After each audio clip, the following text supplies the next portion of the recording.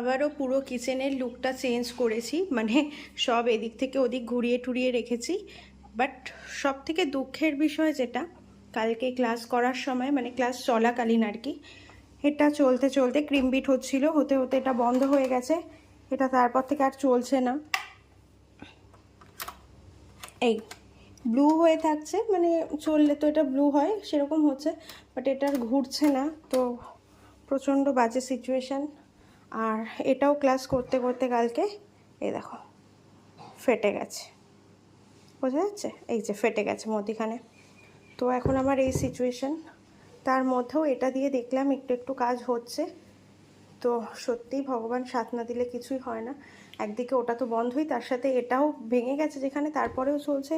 এটা একটা অনেক বড় ব্যাপার। আর তার মধ্যে কাজের অর্ডার তো রয়েছেই, সেটাই বানাচ্ছি। এগুলো এখন গোছাবো, হাফ করে ফ্রিজে রেখেছি, বাকিটা দেখাচ্ছি।